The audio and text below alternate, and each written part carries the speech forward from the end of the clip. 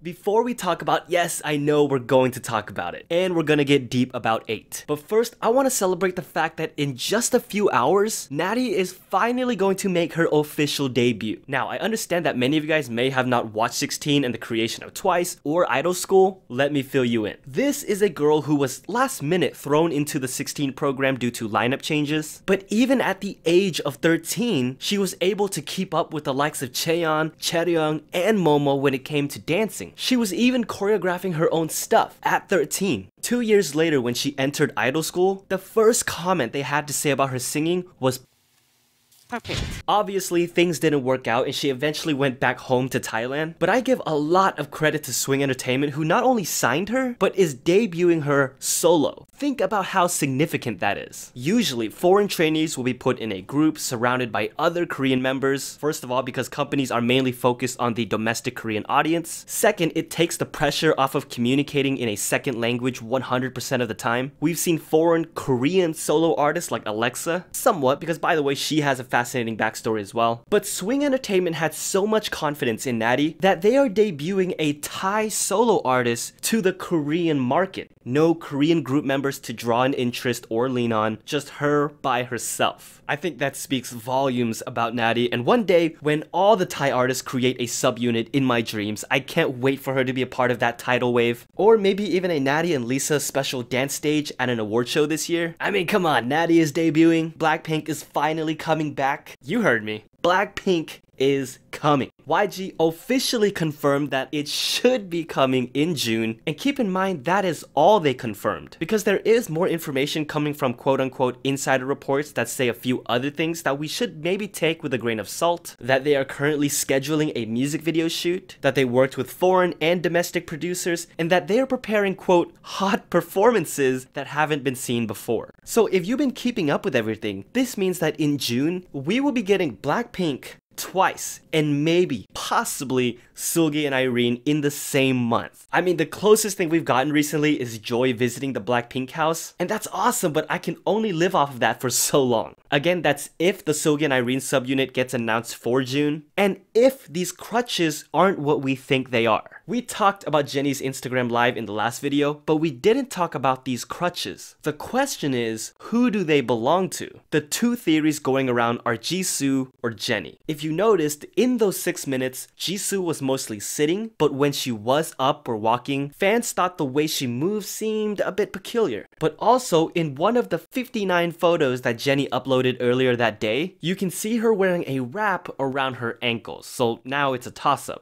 If YG confirmed a comeback for June, they probably know that these crutches won't affect that, right?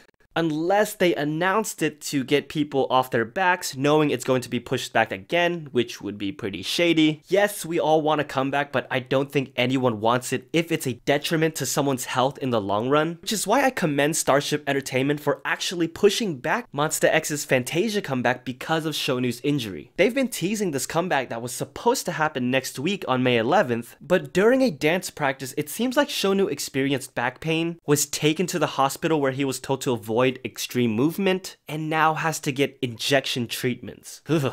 Starship could have easily pushed through and either forced him to perform or perform as 5. Again, just when Jooheon returned from his health hiatus, but I think they know fans want to see the whole group together, thus pushing it until further notice. Look, I gave Starship props, but this could have been a complete business decision. However, I would like to think the corporate overlords had some concern over their artist's health. We cannot say the same about SBS because it seems like those corporate overlords are only concerned about saving their own butts. Do you remember their initial apology to Wendy? The one that wasn't even to Wendy? And then their re-apology? The apologies that even made Joy angry? Well, they made it seem like boom, they were on site, took control of the situation, took care of Wendy. Well, recently in Solar's online fan meeting, she revealed that it was her who found Wendy and then had to alert the staff about it, who by the way had her own accident that day, but luckily that was just minor injuries. Didn't they say Wendy was instructed to walk through that platform? If so, why wasn't anyone on the other side to monitor? And how long was she laying on the ground